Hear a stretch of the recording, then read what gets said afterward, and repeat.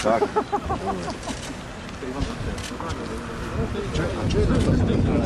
Ešte som si nestihol prečítať, vydeš chvíľinku.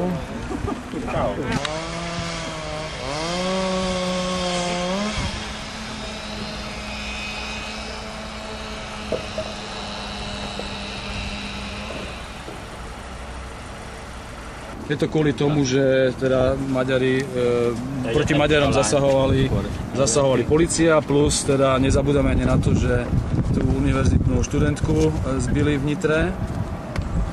Áno, igen? Magyar ellenes politika. A že je to protimaďarská politika, ktorá sa momentálne na Slovensku deje. Köszönöm szépen. Köszönjük szépen. De szabadság is van. Môžu si zobrať niektorí aj dovolenku, že on má také informácie, že si brali aj dovolenku na túto akciu niektorí. Ale že hlavne popoludní by mali pri spolupráci. Sme tu hlavne kvôli tomu zásahu v Dunajskej Strede, lebo zdá sa nám, že to bolo politické šikanovanie maďarských občanov. Chceme sa proti tomu postaviť a protestovať. Illetve a magyar politikai elitnek a hallgatása ellen is. Respektíve protestujeme aj proti politike domácej, to znamená proti maďarskej vláde, ktorá má takú politiku, ako má. Nechceme však zvyšovať napätie, chceme iba upozorniť touto formou na to napätie, ktoré existuje. Toto nepovažujem za provokáciu, ale je to upozornenie na to, aká je situácia. Figyelemfelkeltés az Európai Unióban politizálóknak, tehát politikusoknak. Hlavne chceme upozorniť v Európskej únii politikov, hogy ezt oldják meg politikai síkon, hisz az embereknek egymással nincs semmi bajuk. Aby to vyriešili politickou formou, pretože ľudia medzi sebou žiadne spory nemajú. Vo veľkom ovplyvňuje Slota slovenskú politiku v súčasnosti. Negatívne?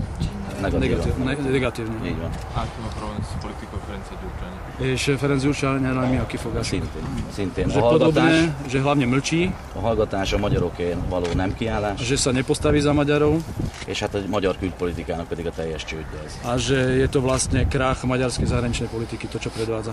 Výroky Slotu hovoria sami za seba. Tehát így Európában én úgy érzem, politizálni nem lehet. Takto sa v Európe nesmie politizovať.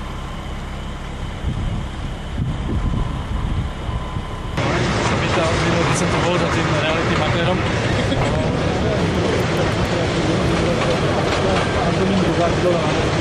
Semmi probléma. Azt a hülye pestiek. És ki csinálja? A pestieket. Pestiek csinálnak? Persze, biztos. Szerintem.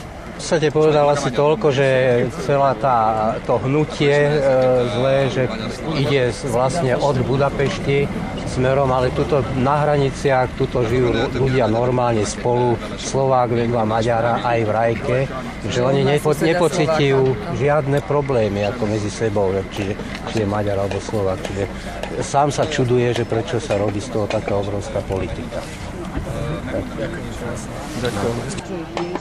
Viac jazyčná odrez a síce medzi ľuďmi problém nie si, ale to neznamená, že nemôže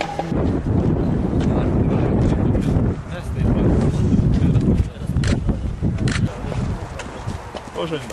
Pozsoň? Igen. Olyan a fózol, vagy? Szóval.